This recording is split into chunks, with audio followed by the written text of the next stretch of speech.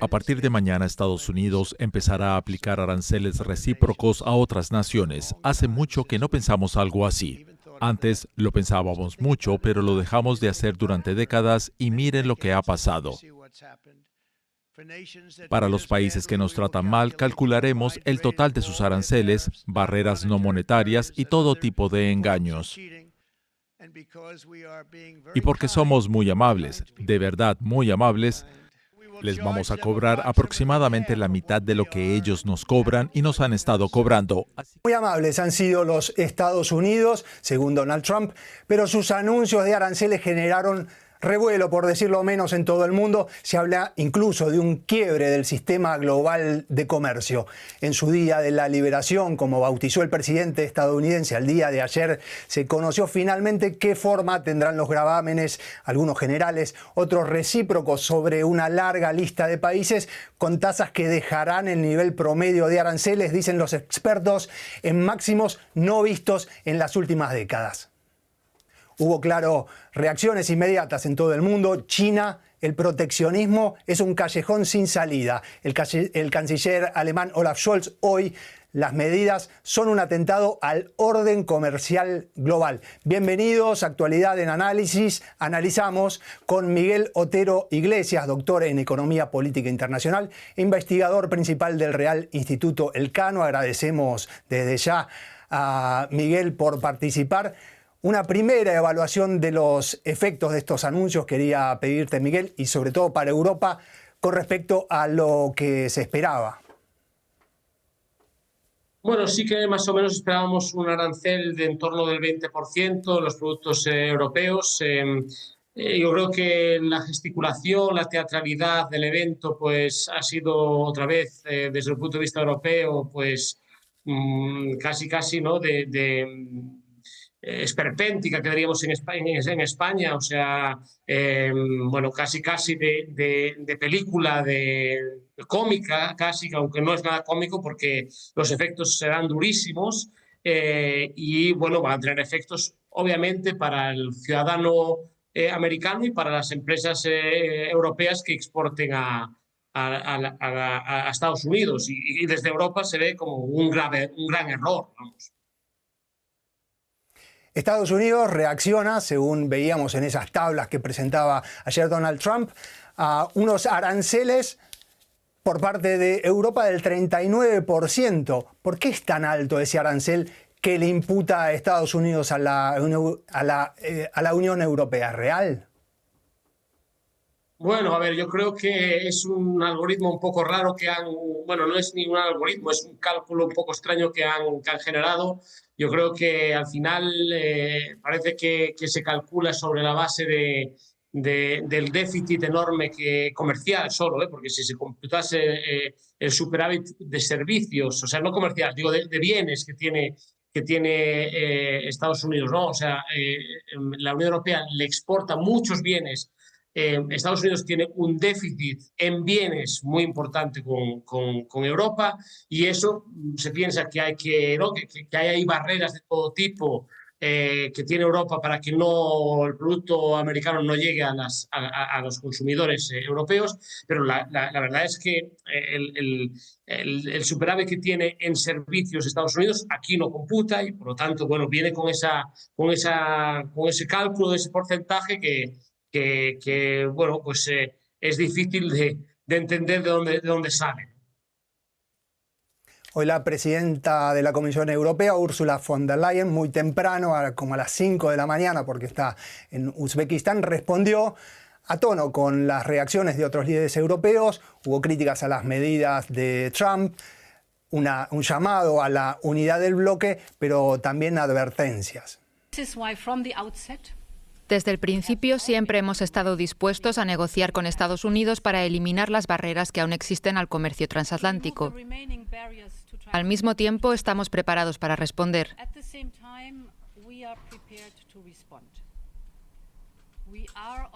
Ya estamos ultimando el primer paquete de contramedidas en respuesta a los aranceles al acero. Y ahora estamos preparando más contramedidas para proteger nuestros intereses y nuestras empresas si las negociaciones fracasan. Abiertos al diálogo, pero también con amenazas de dureza. ¿Qué pensás que se viene como respuesta desde Europa? Y también agrego a la pregunta, ¿tenemos en Europa el peso como para asustar a un Donald Trump?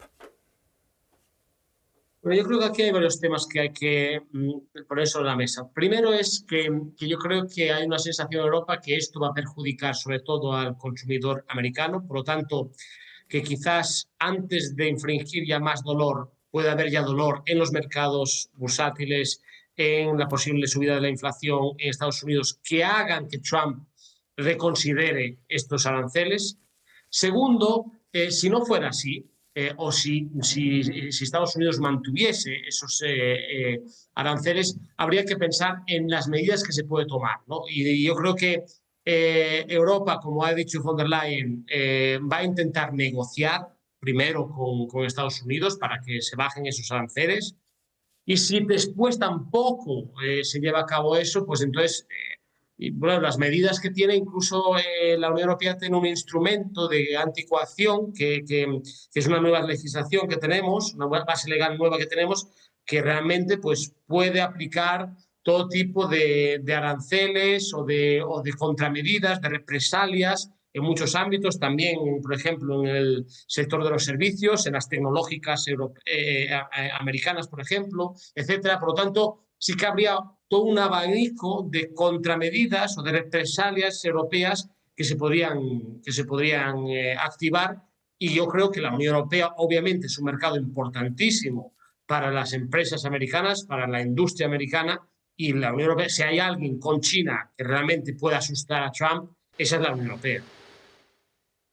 Miguel, quería pasar ahora a lo conceptual del anuncio de ayer, que responde un poco al razonamiento de tal país me cobra X, yo le cobro X. Responde literalmente a ese razonamiento. ¿Hay una falla o alguna crítica a ese razonamiento? Kevin Hassett, por ejemplo, director del Consejo Económico Nacional y asesor de Trump también en su primer gobierno, dijo incluso que la política agresiva de aranceles podía ser vista como un incentivo para que todos bajen sus aranceles. ¿Cómo ves esto? Bueno, yo creo que hay un error enorme en declarar que estos países tienen unos aranceles sobre Estados Unidos que no son los que realmente son, que existen. O sea, el número que saca de los aranceles que tienen estos países es un número imaginado, construido sintéticamente, artificialmente. Y, por lo tanto, entonces, ya sobre esa premisa, eso es problemático. Segundo, o sea, de todos los países que tienen unos aranceles como los que quiere aplicar Estados Unidos, todos los que tienen esos aranceles son países ahora mismo con una renta per cápita baja, o sea, no son países ricos. Por lo tanto, esto nos llevaría a la pobreza, a hacernos todos más pobres. Si esto es una medida de presión tal de asustar a los socios de una manera que haga que de repente la solución sea reducir todos los aranceles, etcétera, y que al final tengamos un mundo feliz, pues creo que las tácticas no son las más adecuadas, ¿no? Si a tus vecinos, a tus aliados, que te has llevado bien con ellos durante décadas, primero les amenazas con dar golpes y con hacerles la vida más difícil y que estén peor y todo eso, para después venir que todos vamos a ser felices comerciando y bajando nuestras barreras y llevándonos todos bien, pues creo que es una táctica que por lo menos yo creo que desde el punto de vista humano, ya básicamente humano, no suele funcionar. Y en cuanto al problema de los desequilibrios comerciales que muchos economistas y no trumpistas consideran efectivamente como un problema real que hay que atacar, el caso de Alemania y China con sus superávits, por ejemplo, ¿cómo ves este problema en este contexto? Bueno, los superávits y los déficits y los desequilibrios macroeconómicos es un tema antiquísimo. Ya Keynes, a mediados del siglo XX, decía que quizás habría que sancionar tanto a los que tienen déficits muy altos o muy grandes, como los que tienen superávits muy altos. O sea que esto es un problema desde hace mucho tiempo. Es verdad que normalmente pues, todos los países que tienen déficit están castigados por los mercados, menos justamente Estados Unidos. ¿Por qué? Porque Estados Unidos emite la reserva, la divisa internacional por excelencia. Entonces, mientras el dólar sea la reserva federal, la divisa internacional por excelencia, el dinero del mundo, pues es lógico que la gente quiera acumular dólares y quiera invertir esos dólares. Entonces, si Estados Unidos tiene una balanza de capitales, o sea que realmente la gente quiere invertir en Estados Unidos, pues lo lógico es que también Estados Unidos pues tenga un déficit comercial, que importe mucho más de lo que exporta, ¿no? Es un tema de aritmética. Entonces yo creo que Estados Unidos durante mucho tiempo tuvo la ventaja de poder vivir por encima de sus posibilidades, que era importar mucho más que exportar, porque tenía el dólar. Si ahora se quiere eliminar ese privilegio, viene con consecuencias enormes para la sociedad americana. Y eso pasa más que por aranceles, por apretarse el cinturón. Ahora, si la creencia es que gracias a los aranceles va a sustituir el problema de la deuda y va a reducir la deuda y va a reducir el gasto y todo eso, pues tampoco tiene ningún sentido, porque si el déficit es menor, los aranceles de entrada de importaciones también van a ser, ¿no? Lo que recauden por esos aranceles también va a ser menor. Por lo tanto, la lógica macroeconómica de todo esto, la solución a todo esto, seguramente sea multilateral más que unilateral y a base de palos, que es lo que parece que pretende Estados Unidos. Claro, el privilegio exorbitante del dólar como reserva internacional, que para muchos también termina siendo una carga. La última, Miguel, inflación, recesión, escalada global de tensiones, son los argumentos de los que leemos desde hace muchos meses contra los aranceles, pero los asesores de Trump, que son también profesionales, los conocen. La pregunta es, ¿podría salir bien, por lo menos desde el punto de vista de Estados Unidos, esta jugada o este quiebre de Trump con la política comercial? Bueno, yo creo que podría salir bien. Creo que es difícil que salga bien, porque al final es difícil que toda esa producción vuelva a Estados Unidos. Tardaría muchísimo tiempo y mucho de esa producción además se sustituiría por tecnología. No hay solamente un shock chino por el tema de que China lo produce más barato. O sea, si vuelve mucho de esa producción será porque la tecnología sustituye al hombre y entonces no resolverá el tema de que ha bajado el empleo en la industria en Estados Unidos.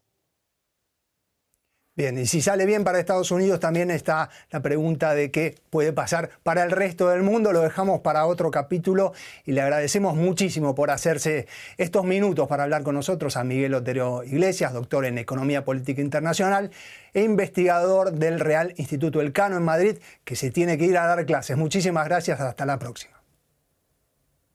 Hasta la próxima, gracias.